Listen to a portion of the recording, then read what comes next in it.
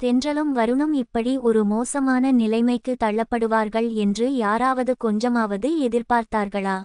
இன்று நடந்த அதிர்ச்சியான சம்பவங்கள் அவர்கள் வாழ்க்கையையே புரட்டி போட்டுவிட்டது என்று தான் சொல்ல வேண்டும். இது தென்றலை மெல்ல பேசு சீரியலின் இன்றைய எபிசோடின் முழுமையான மற்றும் விறுவிறுப்பான கதை சுருக்கம். இதை கேட்கும் உங்களுக்கே கண்ணீர் வரும் அளவுக்கு இன்று எமோஷனல் காட்சிகள் நிறைந்து இருந்தன. ஆரம்பத்திலேயே ஒரு பெரிய கோவிலில் மிக பிரம்மாண்டமான முறையில் அன்னதானம் நடந்து கொண்டு இருக்கிறது. கோவிலில் உள்ள மரத்தடியில் மக்கள் அனைவரும் வரிசையாக அமர்ந்து வாழை இலையில் உணவு சாப்பிட்டு கொண்டு இருக்கிறார்கள்.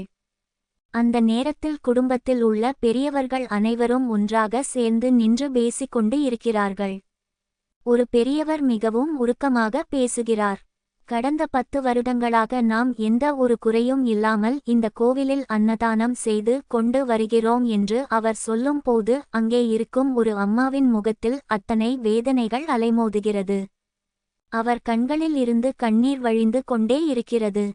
எதற்காக இந்த அன்னதானம் நடக்கிறது என்ற உண்மையை அவர்கள் பேசும்போது தான் நமக்கு புரிகிறது. ஆனந்த் என்ற ஒரு குழந்தையை காணாமல் போனதற்காகவும் அந்த குழந்தை இங்கு இருந்தாலும் நன்றாக இருக்க வேண்டும் என்ற நல்ல எண்ணத்துக்காகவும் தான் வருஷம் இந்த அன்னதானம் நடக்கிறது. தென்றல் இதை அனைத்தையும் தூரத்தில் இருந்து பார்த்து கொண்டு இருக்கிறாள். தென்றல் பொதுவாகவே மிகவும் சாஃப்ட் ஹார்ட் கொண்ட ஒரு அன்பான பெண் என்பது நமக்கு நன்றாக தெரியும். அவளுக்கு குடும்பத்தின் மீது அத்தனை பாசம் இருக்கிறது. அதனால் அந்த அம்மாவின் அழுகையை பார்த்து தென்றல் இதயம் சுக்குநூறாக உடைகிறது. தன் குடும்பம் இப்படி ஒரு பெரிய வலியை இத்தனை வருடங்களாக சுமந்து கொண்டு இருக்கிறதே என்று தென்றல் மனதிற்குள் மிகவும் கவலைப்படுகிறாள். இதற்கு பிறகு அந்த கோவிலில் ஒரு சின்ன குழந்தைக்கு காது குத்தும் விழா மிகவும் கோலாகலமாக நடக்கிறது. அந்த சின்ன குழந்தை ஒரு வெள்ளை மற்றும் மெரூன் நிற ஆடையில் பார்ப்பதற்கு மிகவும் அழகாக இருக்கிறான். அவன் கழுத்தில் ஒரு பெரிய மாலை போடப்பட்டு இருக்கிறது. குடும்பத்தில் உள்ள அனைவரும் அந்த குழந்தையை சுற்றி அமர்ந்து இருக்கிறார்கள். காது குத்தும் போது அந்த குழந்தை வலியில் மிகவும் சத்தமாக அழுகிறான். சுற்றி இருப்பவர்கள் அனைவரும் குழந்தையை சமாதானம் செய்ய சிரிக்கிறார்கள், விளையாடி காட்டுகிறார்கள். ஆனால் அந்த சந்தோஷம் அங்கே ரொம்ப நேரம் நீடிக்கவில்லை என்பது தான் மிகப்பெரிய சோகம்.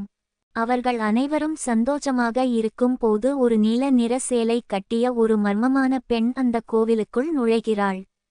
அவளுடைய கண்கள் முழுவதும் ஏதோ ஒரு பெரிய சதியை செய்ய துடிக்கும் வஞ்சகம் நிறைந்து இருக்கிறது. குடும்பத்தில் உள்ளவர்கள் அனைவரும் சாமி கும்பிட கண்களை மூடும் அந்த சில நிமிடங்களில் அந்த மர்ம பெண் அந்த சின்ன குழந்தையை தூக்கிக் கொண்டு வேகமாக வெளியே நடக்கிறாள். வெளியே ஒரு லோடு ஆட்டோ நிற்கிறது. அதன் பின்னால் அந்த குழந்தையை ஏற்றிக்கொண்டு அந்த பெண் யாருக்கும் தெரியாமல் மறைந்து போகிறாள். சாமி கும்பிட்டு விட்டு கண்களை திறந்து பார்க்கும் போது அங்கே குழந்தையை காணவில்லை என்பதை குடும்பத்தினர் உணர்கிறார்கள். அவ்வளவு தான் ஒட்டுமொத்த குடும்பமும் பதைபதைத்து போகிறது. அந்த அம்மா எங்கே என் குழந்தை, எங்கே என் குழந்தை என்று கதறி அழுது கொண்டே கோவில் முழுவதும் பைத்தியம் பிடித்தது போல ஓடி ஓடி தேடுகிறாள்.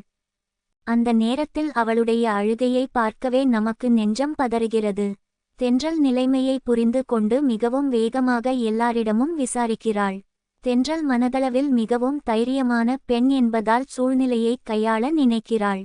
ஆனால் குழந்தை கிடைக்காத காரணத்தால் அந்த அம்மா அப்படியே நெஞ்சை பிடித்து கொண்டு மயக்கம் போட்டு கீழே விழுந்து விடுகிறாள். ஒட்டுமொத்த குடும்பமும் அழுது புலம்பி ஒரு பெரிய சோக கடலில் மூழ்கி விடுகிறது. இதற்கு அடுத்த காட்சியில் வீட்டில் ஒரு பெரிய பூகம்பமே வெடிக்கிறது. வருண் மற்றும் அவனுடைய நண்பர்கள் வேகமாக வீட்டிற்குள் வருகிறார்கள். வருண் மிகவும் எமோஷனல் ஆனவன் மற்றும் தன் குடும்பத்தை விட்டு கொடுக்காதவன். ஆனால் வீட்டில் இருக்கும் அந்த பெரியம்மா வருணை பார்த்ததும் உச்சக்கட்ட கோபத்திற்கு ஆளாகிறார். வருண் ஏதோ சொல்ல வருகிறான், ஆனால் அவள் அவனை பேச விடாமல் கடுமையான வார்த்தைகளால் திட்டுகிறாள். நீ யார்? இதை பற்றி எல்லாம் கேட்க உனக்கு என்ன தகுதி இருக்கிறது? நீ ஒரு அனாதை, உனக்கு இந்த வீட்டில் எந்த உரிமையும் இல்லை என்று அந்த அம்மா கத்தி சொல்லும் போது வருண் அப்படியே ஒரு நிமிடம் உறைந்து போய் நிற்கிறான். அவன் முகத்தில் அத்தனை வலிகள், அத்தனை அவமானங்கள் அப்பட்டமாக தெரிகிறது. வருண் கண்களில் இருந்து கண்ணீர் துளி துளியாக கீழே சிந்துகிறது. தென்றல் அதே இடத்தில் நின்று இதை அனைத்தையும் பார்த்து கொண்டு இருக்கிறாள். தென்றலுக்கு வருண் மீது அளவற்ற காதல் மற்றும் பாசம் இருக்கிறது. ஆனால் குடும்ப பெரியவர்களின் கடுமையான வார்த்தைகளை அவளால் அந்த நேரத்தில் எதிர்த்து பேச முடியவில்லை. தென்றல் வருணை நினைத்து கண்ணீர் சிந்துகிறாள்.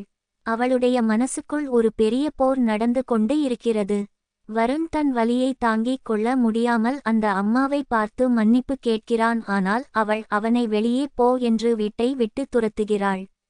குடும்பத்தில் உள்ள சில சூழ்ச்சிக்காரர்கள் இதை பார்த்து ரகசியமாக சிரிக்கிறார்கள்.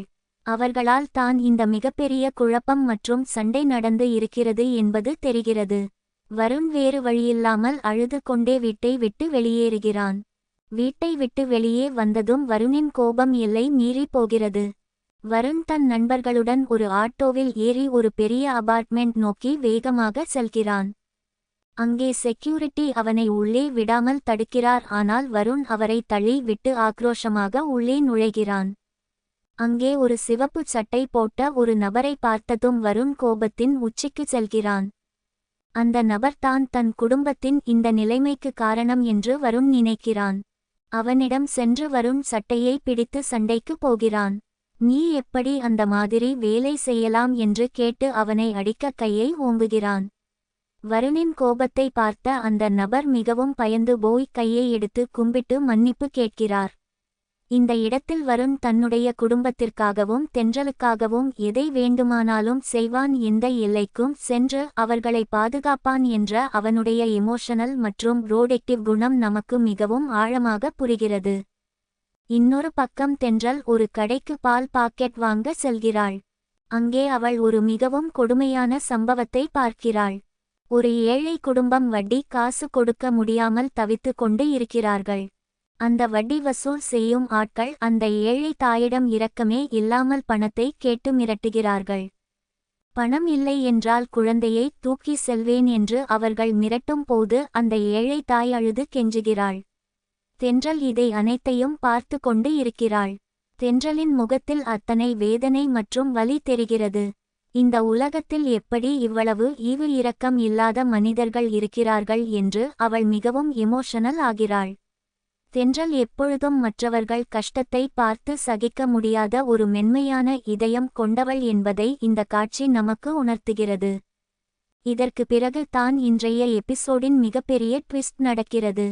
வீட்டில் அனைவரும் இருக்கும் போது ஒரு நபர் ஒரு பெரிய லீகல் டாக்குமெண்ட் ஒன்றை கொண்டு வந்து கொடுக்கிறார். இதை பார்த்ததும் தென்றல் மற்றும் குடும்பத்தினர் அதிர்ச்சியில் உறைகிறார்கள். அந்த பேப்பரில் என்ன எழுதி இருக்கிறது, யாருக்கு எதிராக இந்த சதி நடக்கிறது என்று யாருக்கும் புரியவில்லை. ஆனால் குடும்பத்தில் உள்ள ஒரு துரோகி தான் இதை செய்து இருக்க வேண்டும் என்று தென்றலுக்கு சந்தேகம் வருகிறது. வருண் அந்த பேப்பரை கையில் வாங்கி அதில் கையெழுத்து போட போகிறான். இதை பார்த்து தென்றல் அதிர்ச்சியில் கத்துகிறாள். வருண் கையெழுத்து போடுவானா மாட்டானா என்ற மிகப்பெரிய சஸ்பென்ஸ் உடன் இந்த எபிசோட் மிகவும் விறுவிறுப்பாக முடிவடைகிறது. நாளைக்கு என்ன நடக்கப் போகிறது என்று கணித்து பார்த்தால் நிச்சயம் 2-3 சுவாரஸ்யமான விஷயங்கள் நடக்க வாய்ப்பு இருக்கிறது. முதலாவது, அந்த லீகல் டாக்குமெண்ட் பிரச்சனையை வைத்து வருண் குடும்பத்தில் உள்ள உண்மையான துரோகி யார் என்பதை கண்டுபிடித்து அனைவர் முன்னாலும் தோலுரித்து காட்டுவான் என்று எதிர்பார்க்கலாம். இரண்டாவது, தென்றல் இனிமேலும் பொறுமையாக இருக்க மாட்டாள். குடும்பத்தின் எதிர்ப்பை மீறி வருணுக்கு ஆதரவாக நின்று அவனது அனாதை என்ற பட்டத்தை மாற்றி அவனுக்கு உரிய மரியாதையை வாங்கிக் கொடுப்பாள். மூன்றாவது, அந்த நீல நிற சேலை கட்டிய பெண் கடத்தி சென்ற குழந்தை இங்கே இருக்கிறது என்பதை தேடி கண்டுபிடிக்கும் ஒரு பெரிய போராட்டத்தை வருண் ஆரம்பிக்கப் போகிறான். தென்றலும் வருணும் சேர்ந்து எப்படி இந்த சதி வலைகளை உடைத்து தங்கள் காதலையும் குடும்பத்தையும் காப்பாற்றப் போகிறார்கள் என்பதை